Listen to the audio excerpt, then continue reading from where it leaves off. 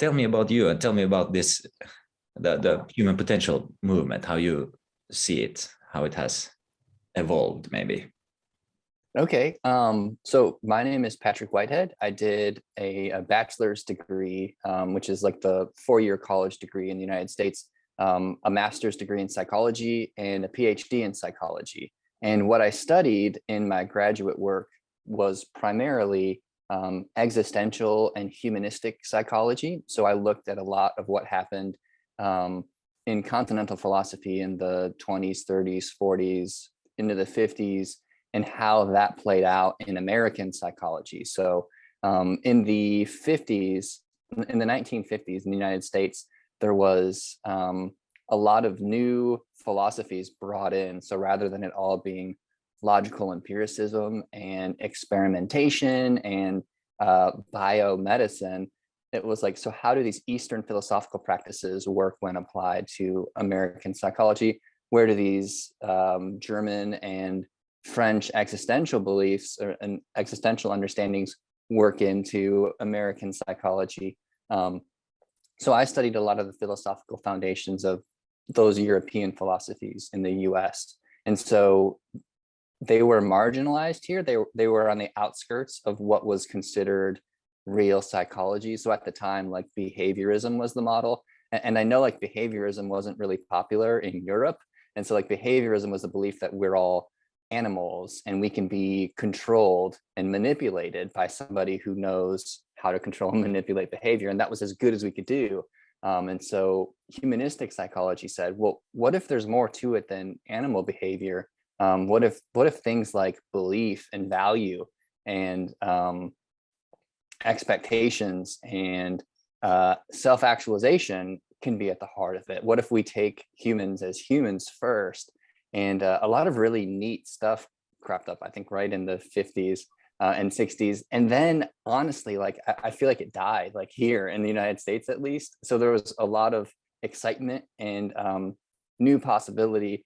But then Carl Rogers, actually, so he was an American humanistic psychologist. He said, after 5 years in the Association of Humanistic Psychology, he said, we're about to die because we're not doing anything new.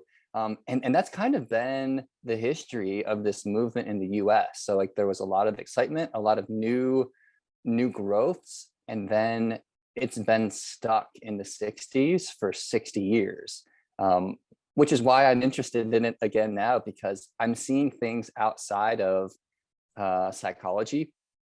Psychology in the US, so through like the American Psychiatric Association, has only really been interested in whether or not like neuroscience can explain suffering. And so like in the introduction to the DSM, there's like a promissory note that in the future, we'll know everything that happens in the body based exclusively on neuroscience. And so even though all of the mental health disorders are described in like existential terms, like the belief is that it's all neuroscience based. So things that are happening outside of psychology, like books that are being written, video series, movies are capturing kind of a change in consciousness that's occurring. And so I'm somewhat interested in that. I feel like a revolution is happening, and then we'll need psychologists to analyze and study that. So I feel like another, I would almost call it another 60s movement. And so like there's social revolution happening, or at least bubbling up. There's economic revolution happening. I'm not sure what it looks like in Europe, but the most recent generation of workers take buying and selling very differently than the previous generation. And so there isn't this idea of like amassing wealth anymore, or starting the perfect life. It's like, how can I have a life that's meaningful right now? And so those are just like some of the threads, and I'm not tying them together very well, but maybe that gives you a bit of a feel for where I'm coming from. Right. I think what we're doing right now, enabled by the internet to talk openly about these things, are crucial to all these developments. But are you familiar with this Huberman lab? No. Yes, he's a neuroscientist who tries to explain, good behavior or well-being of the body and the mind and sleep, and comes from that angle to it, which is, as you describe it, sort of new and revolutionary.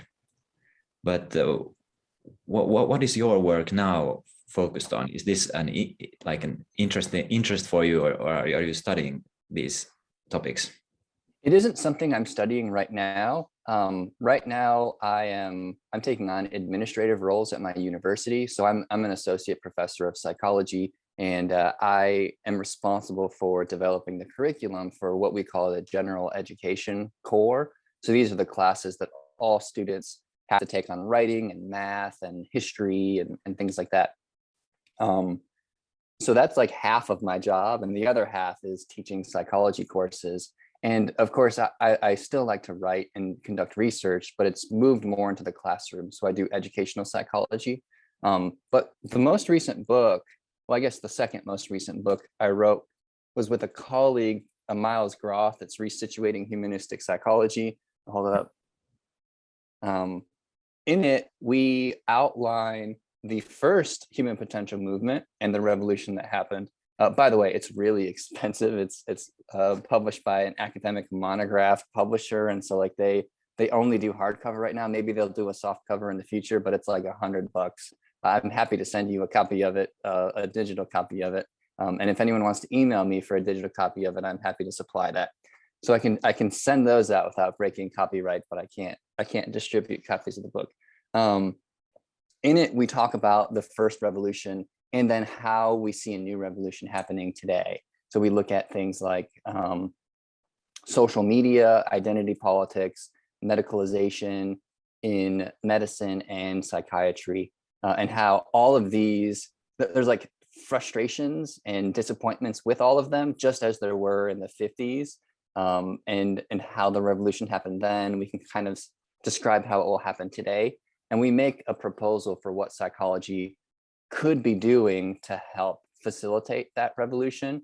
But that's really the last thing I did in that line of human potential movement thinking. Why do you think it didn't take off then? And what could be the lessons learned from that? Well, what can we learn from what happened then and see it to it that it doesn't fall out once more?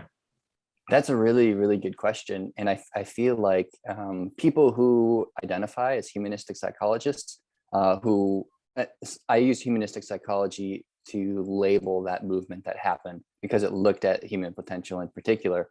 I think what happened, and so this is my perspective, I feel like it was absorbed by popular science. And so what we see in the 60s in the United States was cognitive psychology really take off. And so cognitive psychology is the belief that we can study human consciousness as though it were a black box. We can't see it directly, but we can test it indirectly by putting something into it and seeing what comes out, and then controlling, manipulating what goes in and seeing how what comes out is manipulated. And that's the model of cognitive science research. And it's experimentation based. And that became really popular because it allowed us to study things like consciousness and belief and feelings and emotions that behaviorism didn't allow us to study because behaviorists didn't believe those even existed. And so cognitive psychology came along and said, hey, we can test those, but we can still use experimentation. What happened with humanistic psychology was usually, how can we test this in a way that's non-experimental? So like the methods that evolved, I'm sure you're familiar with phenomenology. So like that's a way of looking at the way we structure consciousness, the way we structure awareness. That's something that you're interested in. These are non-experimental methodologies. I'm writing a project right now on something called the heuristic method of Clark Moustakis. Here it is, heuristic inquiry. So here's like a copy of a book that came out in the 50s. And it's out of print, of course, because no one uses it, but it's intuition based. It's based on the belief that, or the understanding that we make our decisions on some level based on intuition. So we evaluate evidence, but the evidence doesn't logically lead us to a solution. It's like, how does the evidence settle in me when I'm thinking about it? And so Moustakis relied a lot on the philosopher of science, Michael Polanyi. Maybe you've heard of him. He wrote Personal Knowledge, which looks at the possibility for a non-experimental or a non-logical empirical methodology. But in short, what he's doing is celebrating subjectivity and taking that seriously. So we abandoned that in the 60s, at least in the United States. And so qualitative methodology has become popular more recently. So maybe that could support a new way of looking at human potential. But right now we're kind of limited by the experimental method, which means we need to predict. And so when we make a prediction, we start off with what we already know. In order to like test the boundaries of human potential, we need to start off with what we don't know. We have to start off with the potential. And so there's a limit built into the methodologies we rely on that keep us from achieving or understanding something beyond what we already know. Right. So it sort of went maybe too far into the scientific method and in academia versus actually empirically trying out these methods and maybe letting them affect the lives led. And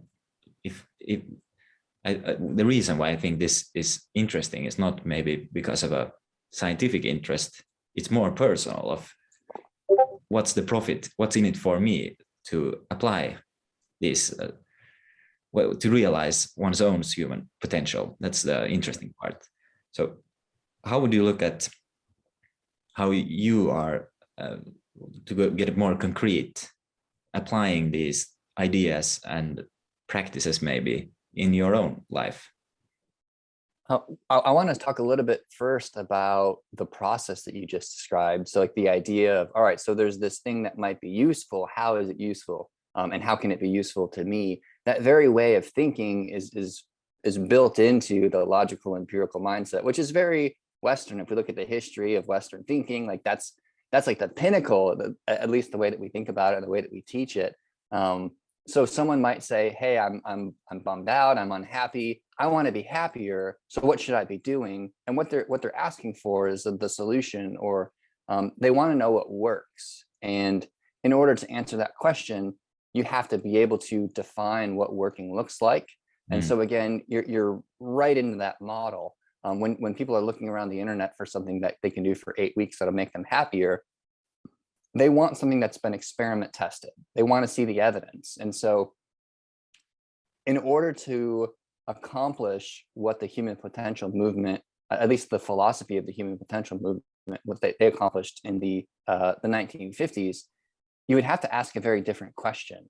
And it would have to be something along the lines of, where do I want to be? Like maybe what about my life right now am I unhappy with? What do I not like? And then what would be ideal? And so you allow yourself to kind of identify what that ideal state looks like. Don't let anyone else define that. Maybe like sample different descriptions of what the ideal looks like, but rely on something internal to direct you. And so this very quickly moves into what we would call pseudoscience, because we're not following an experimental method. We're not controlling variables. We're saying that the variable we're most interested in is unknown.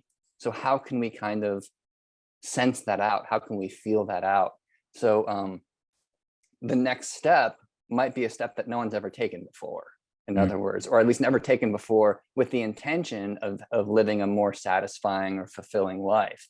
This is where we see jobs that are invented. And of course that's happened. That's happened rapidly in the last 20 years with all the different like tech startups and people that can have a YouTube channel or a podcast and make a living out of it, asking really interesting questions. If you were to go back like 30 years, it's like, I want to make a career for myself or try to carve out a niche for myself, doing something that no one's ever done before. It's going to be radio that people can get for free. It's like, where's the money in that? Like, where's the profit? It's like, well, the profit isn't tangible the same way. And so you're letting your intuition guide you a little bit. So back to your actual question, I apologize for taking it in a different direction. How do I use this for myself? It's something that has to be daily. For me personally, I'm a writer. I've written a lot of books. I like to write creatively. So a lot of the books that I've written are technical. They're like almost research manuals. Like, here's what I found, and here's all like the dense philosophical vocabulary that I know, and let me put it in a way that makes people impressed. But I'm trying to move into books and articles and essays that are more immediately applicable and meaningful and personal. and Mm. then write them in a way that is uniquely mine.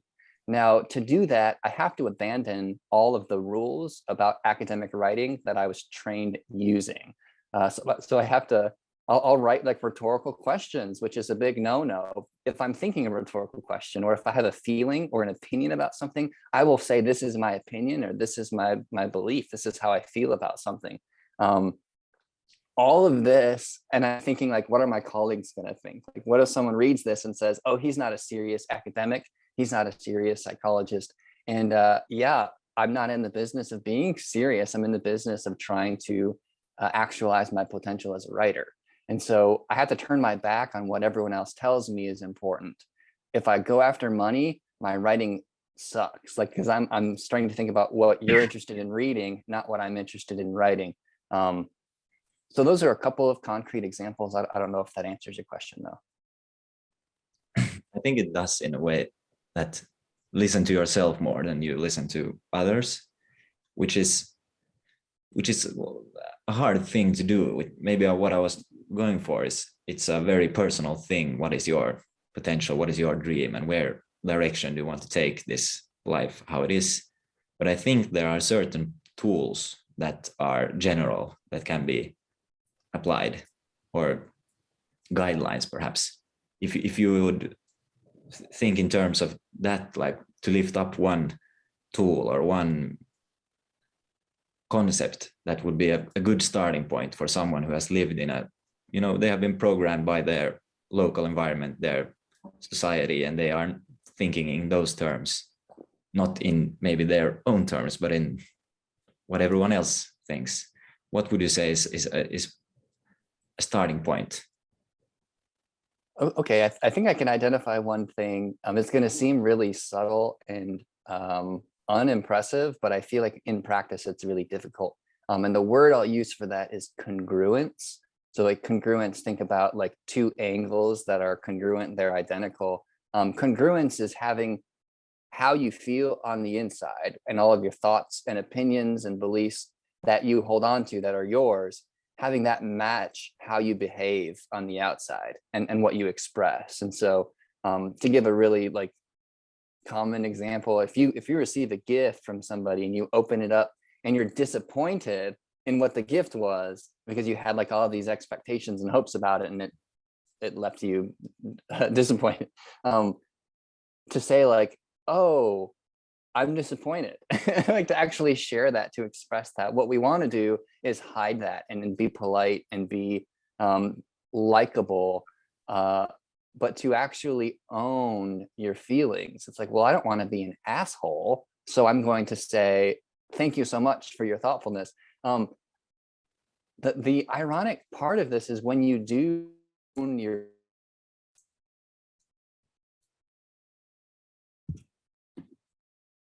that doesn't end up happening. What you get is sympathy. Like you're seen as being sympathetic, as being honest, as being real.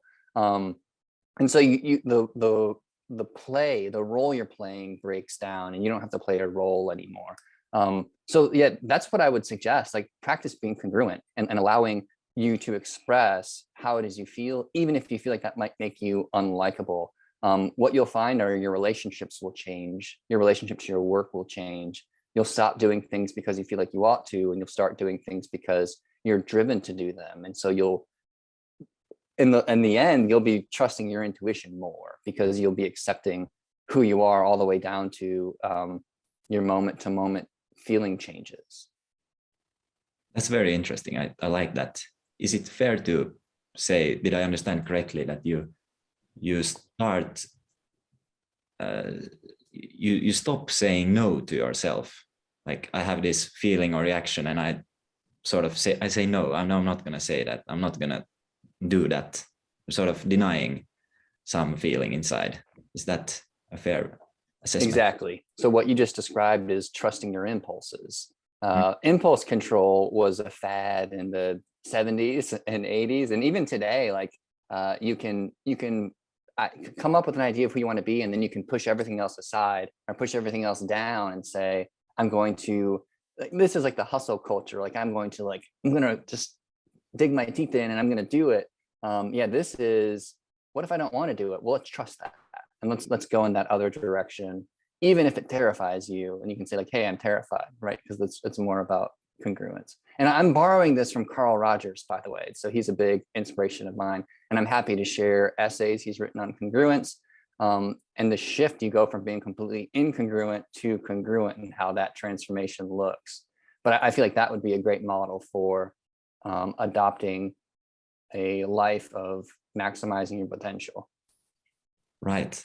Would you say there is some nuance there? Because I feel like some will say that if you listen to your impulses, say, you will just end up on a beach somewhere drinking margaritas, and that's maybe not ideal. Or is it truly that listening to these impulses might actually lead someplace? I feel like I'm familiar with that criticism, and I've invited my students to make it. So like, tell me what your worst fear is about following those impulses and like being yourself. And it's like, well, no one would ever do anything. And I don't think that's true. And I think if you allowed yourself to follow your intuition and where your desire is leading, you would get bored on the beach. Mm. So like, if you really want to go to the beach, go to the beach.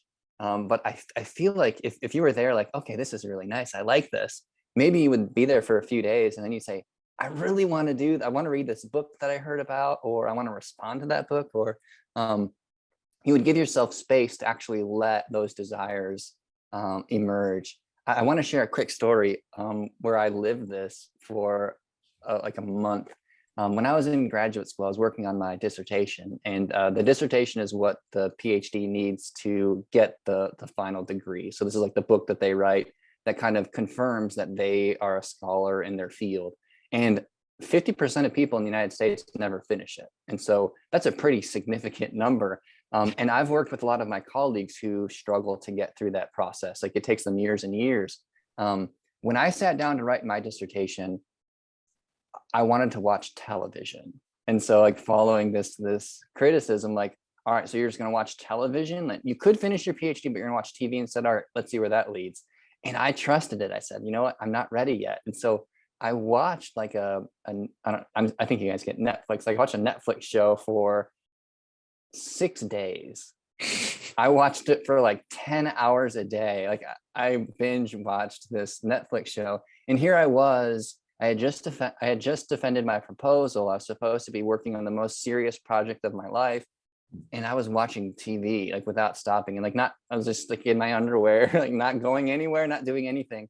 But then, and like by day 4, I thought, I'm never going to be a scholar. Like, I'm just going to have to get a job at a manufacturing agency so I can support my TV watching lifestyle. Well, after 6 days of this, I didn't want to watch it anymore, or any other show. And so I closed out of everything and I started writing. And I wrote, and this is true, like I wrote 10,000 words a day, which is, the whole dissertation was 100,000 words or something like that, 150,000 words. And so I wrote the whole thing in less than a month because I was ready to. And so in other words, I accepted the possibility that I would never do it. And I trusted myself wherever it would lead, even if that was to like giving up the PhD. I completed all the coursework. Maybe I wouldn't get that out. I wouldn't actually get the degree. And I accepted that possibility. But then it turns out that deep down, like, I was destined for that. It was part of my potential. And that's honestly been my process writing ever since. And so I've got like a 10 tricks to like finish writing, or 10 hints, 10 tips. And the first one is like, trust yourself. Let it come if it's going to, but then accept the possibility that you're not a writer. Maybe you won't write a bunch of books. Maybe like you'll start a podcast. And if that's where your real desire is, then you'll see that possibility emerge because you're willing to give more of yourself to it. That's a beautiful story, at least for everyone who has these Netflix pulses. And I like this concept because there is such a stigma around, there's this story about kids who you get 1 marshmallow if you eat it now, but you get 2 marshmallows if you can control your impulse and eat it later. And how it was somehow studied that these children who have impulse control are the ones who, may succeed in life somehow. And it's such a prevalent idea. I feel like people are, or maybe it's just this your own judging of yourself when you feel like I should be writing my dissertation, but here I am, just watching or whatever you do, and that is very deep embedded in maybe our society. So that's a very new point. I like that. I like the idea of the marshmallow study. I know, I feel like a new book has been written on that kind of takes it in a different direction, but that's one that I think maybe you and I could look at creatively. So what's actually going on? And so like the young boy or girl who doesn't eat the marshmallow, it's like they're capitulating to a social system, right? Like they're saying that the person who has the marshmallow is like they're in control. So I'm going to give up like my own autonomy. I don't know about you, like, but if someone said like, all right, so here's a marshmallow, or here's $100, like if you just wait an hour, like we don't know how long it's going to be, I'd like take the $100 and go, because my time to me is more valuable than waiting around. And I feel like that would be the kind of taking ownership of and like self-responsibility that the study is interested in at some level. And then there's like some like dark follower mentality of like just kind of patiently waiting. I don't know, like that's something that we could look at creatively and maybe explore more. Right. Seems to maybe somehow it's embedded in this distrust in people's ability and freedom, that we should force this sort of these rules and behavior control in order to have good outcomes, when in reality maybe if we let more freedom to impulses, it would lead to better, more creative results. But doesn't that sound familiar? Like we need rules or else we'll lead lives of chaos. Like that's like the 10 commandments were like 10 really concrete rules that we could follow, right? And like every religious movement kind of is a system of rules to capitulate to, so we don't have to let our own consciousness run rampant. So there's like a deep distrust in at least Western thinking about the soul, like this, or the body kind of pollutes the soul. And so the thoughts that are impure belong to the body, and then the soul has like the pure thoughts, like Descartes and Newton. Right. Through and through. There's this Indian philosopher, Krishnamurti, who talked about these sort of systems, and he always said that no matter how good the systems and the rules are, if the people who are using the system and the rules, if they themselves are not, however you want to describe it, like creative, good people, then the system won't work. They will always find a way to make it well worse. So it's the real problem is maybe not putting up the rules, but sort of on an individual level having responsible, more full human beings that are actors in the world. And that's where like the human potential maybe comes in to sort of give rise to more individuals that act like that instead of blind following like sheep. I like that. I think that's a good a good way of putting it. So you've got a rule, like a system that might work for some people, but if we were to follow a system believing that it would achieve the change that we want, and we are not ourselves prepared for that change, like then the system will be worthless. And so what is the conclusion there? Well, the system itself is arbitrary. What you have first is whether or not someone is prepared for that change, or if prepared for, I guess, whatever their future will hold for them. In psychology, in psychotherapy, there is a famous study about which method works the best. So like what style is most effective. And what they found was the style was arbitrary. What mattered was the therapist. So the therapist was either successful or unsuccessful. It didn't matter which method they used. And so that's kind of the same idea. It's not the method, it's not the structure, it's not the steps or the rules that are followed. It's something that precedes all of that. Yet when we study it, it's a lot easier to study the method because we can manipulate variables and see what the outcomes are. Way harder to hold a human being as a variable. Right. That's so to the point. These methods can throw us on the wrong path.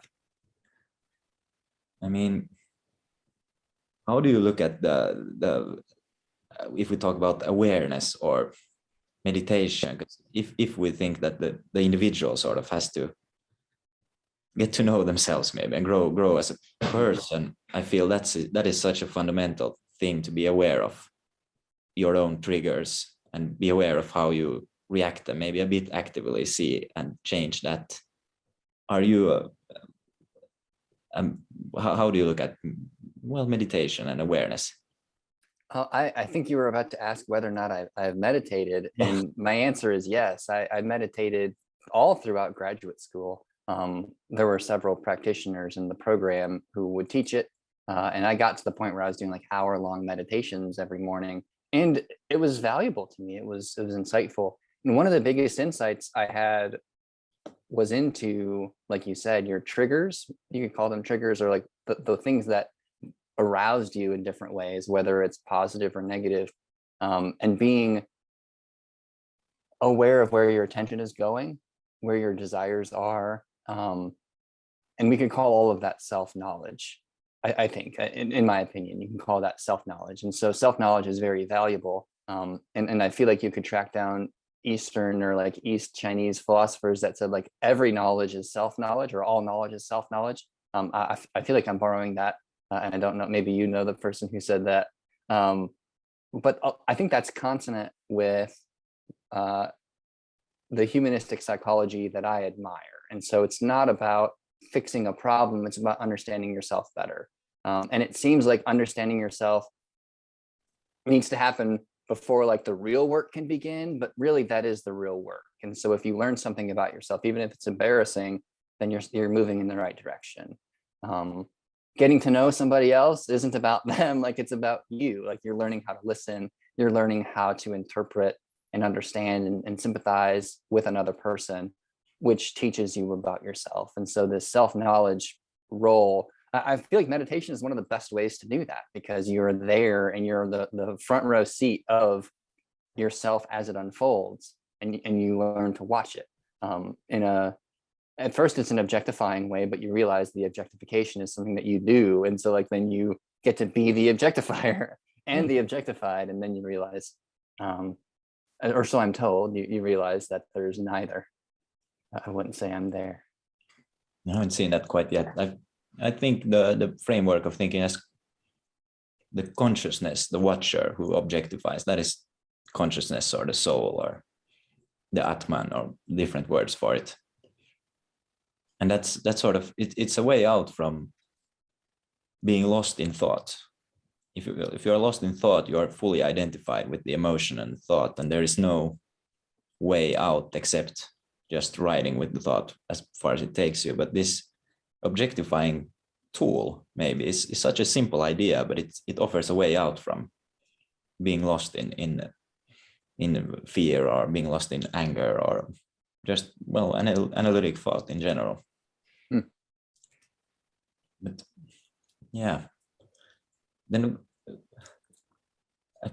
looking into human potential as not as a scientific project, that it's also very much like living. And there have been different, I don't know, attempts at creating communities, or creating a team of people in a company that sort of act together in a more, well, in a better way of how we are together as humans. Are you familiar with any ongoing or ideas or projects in like innovation in how humans get together and do things? Or does this make sense? I hear a couple of things, and I want to clarify what you're describing. So the idea of, maybe we use the meditation example, the idea of finding awareness, or discovering or exploring awareness, but then doing that with others and kind of supporting each other in that process. Is that what you're saying? Like a commune, for example? For example, yes, that could be it. Sometimes the question is not, the answer can be not related to the question. It ignites the mind, could be an impulse to follow. Okay. Well, what I heard in that was, have there ever been experimental communities developed around these ideas? And I think the answer is yes. And they're designed with the best of intentions, but to my knowledge, with the exception of monasteries, they haven't been successfully achieved. So something usually breaks down. And I've never analyzed those attempts or really thought seriously about why they didn't work. So I don't have a really good answer other than it doesn't appeal to me. Yeah, the monasteries are maybe not real life anymore. It's something unnatural is maybe not the word, but it's sort of not. Real life has all these other dimensions. It sort of makes it too easy, perhaps. That's a good way of putting it. I participated in a silent retreat at, it was actually at a nun convent. And so like they invited people out and with like this practitioner to lead this silent retreat. And it was magnificent. It was while I was in grad school. And so I was like really intellectual, spending all my time thinking about what my next project would be. And this like silenced it. And that was like really neat. But then when I left, and like I remember going to the coffee shop and get like just waiting in line. And just waiting in line, I felt so much pressure from everybody else in the coffee shop, even though no one was directly talking to me or engaging me. I felt like there were expectations and like social pressures that were happening, and it got chaotic, and it was loud and noisy on like a spiritual level. And I just remember that juxtaposition. And I think you're right, like life is that way. And we can like step outside of it. I don't know, like, I don't know if that's good or if that's like turning your back on others, because there's something really inspiring and inspired about supporting the growth and well-being of people. And that's how I see like my job as a teacher or as a college professor. I could just step outside of all of it and just like abandon my students and abandon my colleagues. Yeah, that the monastery is like not life. It's a simulation, maybe. Yes, I think the profit again, or the reason of thinking about these things is applying them in the real world. I think at least that's the direction, that's the purpose. And then just as a teacher or as just in daily interactions at the coffee shop, you can maybe have some effect on that. How do you feel in teaching with students now? I don't know what age they are, but probably like 18 or that age. Do you feel a difference in, how to put it, consciousness, or a difference in behavior from this younger generation? Because they're still like fully engaged in the internet, digital society. And what thoughts do you have on that? Yeah, the next few generations are going to be interesting cohort studies. And so we're seeing a cohort study is looking at a specific age demographic or age group. And so right now, the 18 to 22-year-olds grew up with social media, even as children. So like social media existed when I was actually Facebook didn't come out until I was in college, like my freshman year of college. It wasn't even an option. There were competitors, but like it wasn't part of life. I didn't have a cell phone until college. But now like I've got students who grew up with cell phones or with smartphones. Yeah, I didn't get a first smartphone until I was a PhD candidate. Like, so it was really late in life, and I didn't want to use it either. It was like, you can just use my laptop. Like, why would I want to do this on my phone? So we have children growing up who never have to be alone in a way of like interacting with people, yet they're also more alone than ever, because what they consider socializing or relating is an echo of what I did when I was a child. So for me, I could spend time by myself in imagination and exploring and playing, or I could spend that with someone else.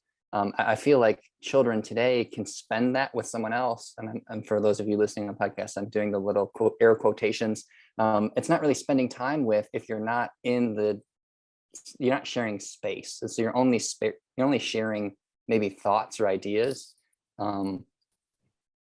Yeah, all of that to say, we're going to see new forms of social and emotional poverty in generations of people as they grow up. And I think I'm seeing that right now in my students who are incapable of just like waiting for class to start.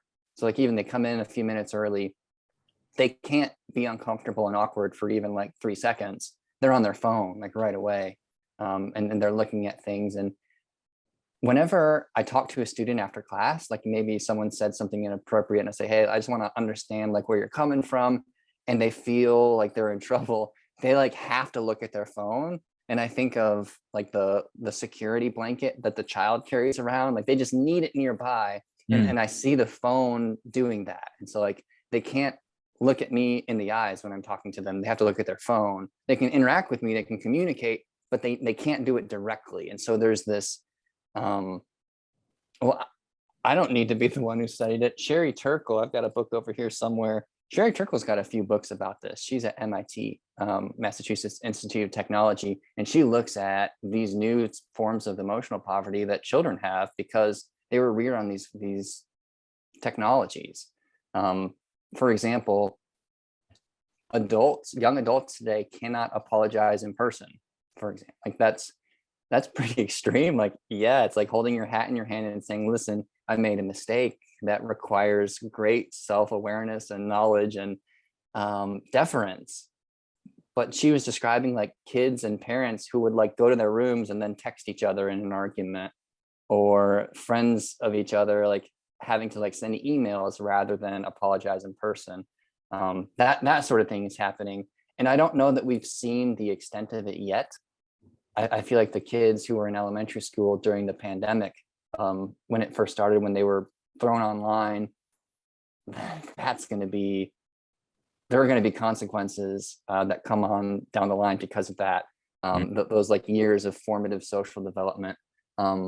A friend of mine who has a 6-year-old and a 10-year-old described how the 6-year-old responded to that. And the 6-year-old gets really anxious in situations that they can't control or they don't know how to fix. And so it's like a panic attack.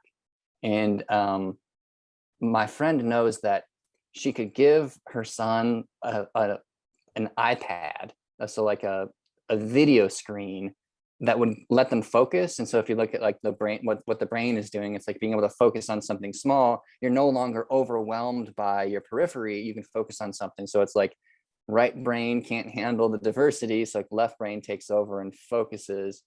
And my friend knows that that's not helpful. It's helpful in the moment, but long-term, this child isn't learning how to negotiate and manage all of these different stimuli that are competing for awareness. But she sees her friends using only that. And so only giving their kids iPads. And so that is like, here's your security blanket. But I don't know what's going to happen for those kids. It's going to be a new form of autism, I think. That's an interesting way to put it. I feel this whole subject it was a bit talked about during the pandemic, but kind of forgotten about since the social effects. And well, I guess you can function at some level in the world, but then it comes back to human potential. It's a new form of autism, you are maybe functioning on a new, maybe more narrow or more digital way, but you're missing out all this experience that it's part of being a human, which are so embedded in us. Yeah, can I give another example of what you just described? So like this limited sphere of possible behaviors that like a smartphone provides. Jaron Lanier is an American virtual reality guy. He like designed the Atari remote. I think he was on the set in like Star Wars, stuff like that, he's looking at consciousness in the 70s and 80s. But he has written a few books about social media and how technology shapes our consciousness. I think a book he's written is called You Are Not a Gadget. And he's got like some lectures you can watch online. Are you familiar with it? You Are Not a Gadget? No, I just like the name. Oh, yeah. It's really clever. And he's a pretty clever guy, a musician, really creative. But in this book, he talks about how social media, for example, has a bunch of constraints on what you can do. And so like, I can say hello to you on social media and you can say hello back, like we can share text, but we can't like shake hands. We can't smile. Like we can send a smile emoji, but like you can communicate a lot more through an actual smile than you can through like an emoji. So he sets up this, these structures or these limiters to your behavior, your expression. And then he has you like imagine what life would be like if you had those limitations in place. Well, at first you'd be uncoordinated, but eventually you would learn how to communicate a lot through like pictures and through like thumbs up and like thumbs down, things like that. And you would get good at it. But eventually, as you got better at that, you would get less skilled at the more nuanced, intricate, unconscious, like micro expressions that happen in person. And so like he sets it up like that's where we are right now. We've got kids who are really good at using these programs and shaping their behavior to fit. Yet now that shaped behavior, that limited repertoire of behavior that like Facebook provides, that's their actual personality because they cut everything else out because it was irrelevant to their platform. And so he gave the example of like what do you call a record player that can play music, but it plays like a lot of different frequencies and like there's some dissonances that the record provides, like the sound of the needle on the actual record. And then like the digitization of that. And like when you digitize it, it cuts out certain parameters that are irrelevant to the music as it was written, but not irrelevant to the music as it's experienced. So all of that stuff is cut out. And so like digital music doesn't communicate as much as like a record does, or as an actual in-person autistic set would, or excuse me, acoustic set would. I was like, that doesn't sound right. And so that's what's happening in our personal relations. We're cutting out things that we don't even realize are missing because the programs we use, those things that are missing are irrelevant to those programs.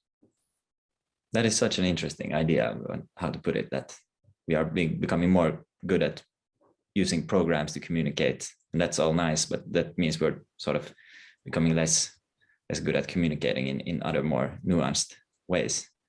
I'd like to come back to this idea of having a phone or taking out some technology when you feel anxious. And I feel I had it a lot in my own life, and I see it in others, that when you feel an internal trigger for fear or anxiety, there are two ways to deal with that. You can try to shape the external world.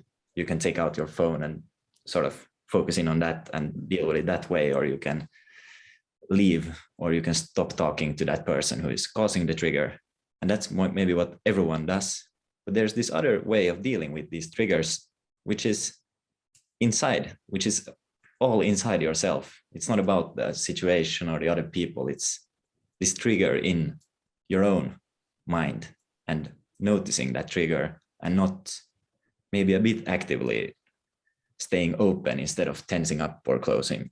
It's another way of looking at it that is, it's sorry to see that it's not at all presented in education or in schools, or this sort of inner world.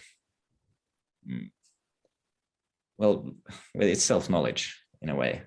We always think we have to change the world, but we can change also the internal to some extent. It's an interesting concept. I feel like I'm thinking about a lot lately, because it sounds a little bit to me like emotional intelligence or emotional awareness, at least the example that you're giving. And so this idea that I can be anxious, I can be uncertain about what's about to happen, and that anxiety manifests physiologically in my body. And so there's a couple of options that I have. One would be to, how can I avoid this? And that's kind of the ignore what's happening, focus on something else and hope it goes away. That's normally the problem solving in K through 12 and like elementary, primary, secondary schools. But I think there is an increasing recognition of the importance of emotional intelligence, which would tell a student to recognize how they feel. Okay, you're anxious, you want it to go away, you're frustrated, you're reacting. Just notice that. can you identify it? And so like, oh, I'm frustrated, I'm angry, might be like the first thing that they say. But when a teacher helps encourage students to focus on their emotional or their affect, the child can say, okay, well, no, I'm not frustrated. Really, I'm angry at this person for doing that. Like I feel anger because of that, or whatever. Like, and they can identify it. And so it's not some uncertain or unpredictable reaction that they're having that they need to avoid. It's who they are on some, it's that self-knowledge that you mentioned earlier. But that's really hard to do, mostly because when you have an emotional response or an emotional reaction, my emotional reaction is going to follow yours. And so in my classes, I'll have students, like these are young adults who are maybe moving away from their family for the first time, and they get frustrated at a roommate, and they come in and they're scuffing their heels and they're folding their arms and they sit down and they say, what are you looking at? Like that sort of thing. And if I react to them, I'll say, excuse me, you don't talk to me that way. Or like, you can go and come back when you're feeling better, like that sort of thing. And I punish it or I criticize it because I'm hiding my own emotional response. But what I can do is say, okay, I feel upset by like this student. I wonder what's going on with this student. And so I can recognize that, yes, I'm uncomfortable, but that's okay. Hey, are you all right? And I'm communicating it not in a sarcastic way. I'm not saying, are you all right? Like, are you having trouble managing your emotion today? No, I'll say like, hey, I recognize that maybe you're upset about something. Would you like to talk about it? Or we don't even need to talk about it. Just, hey, I see it. And that's, and I'm okay with it. Don't let it interact with anything, but I'm okay with it. That emotional awareness is a great practice. And it goes by the moniker in education as emotional intelligence. And there are a lot of activities that teachers can do to help promote that in themselves and in their students. Right, it is coming along. Maybe I'm from the old cohort who didn't have, or I forget, I haven't. Yeah, we didn't have it either. And I will say, as an educator in the United States, it's talked about a lot more than it's actually done. And I can say that because I practice it myself, and I practice it probably more with colleagues than I do with my students, like other faculty in committee and in forums and colloquium and things like that, where someone will be upset about something and then like, oh, we're not talking about that. It's like, no, let's explore that. Let's be okay with that. Let that be part of the conversation. And I really feel like committee work is much better because people are more honest and more upfront and there's more understanding that's exchanged. And so I feel like if that can happen in committee work, then maybe they can take that with them to their students and not be so thrown into like the chaotic thunderstorm on the open water that like the emotions of students provides for a class. Right. Yeah, that's very true. I think this was a great discussion so far. We have booked an hour. This is an hour, and I know the internet, I think, will play a big role in this. I don't know, since there is the availability to use the internet as a way of communicating ideas, it has such range. It is if you are able to communicate it clearly on the internet, I think that can have more effect than communicating it in a committee meeting. But there's a lot of noise as well on the internet, so it's clear cut. Well, that goes back to something we talked about right at the beginning. So yeah, the internet means on the good side, like the internet means that you can find an audience of like-minded individuals across the world. Where 50 years ago, that would have been impossible. Like, you'd have to write letters and like just send them to random places and hope that they find their audience. But you can connect through keyword searches. Like, you can connect with a lot of people much more quickly. But so can a bunch of people that have a bunch of garbage to share. So how do you sort through it all? Well, I think part of it is the intuition that I suggested earlier, that trusting when you hear a message, when you hear a philosophy from somebody, you're hearing more than the words that they're speaking. You're also hearing like their intention. You're hearing their belief in it, their earnestness that they're expressing. And like, if it feels like it's connecting to you. Like maybe there's something to it. Maybe there's more there.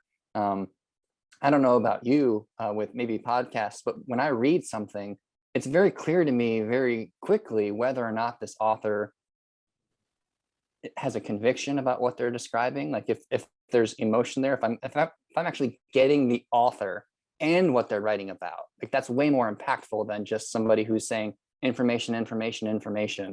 And when I listen to you ask your questions and respond to like what I've said, I get the sense that there's more to it than just, hey, human potential might be something that people will like. It's these are problems that you're facing and you're like struggling with, and that struggle is very human.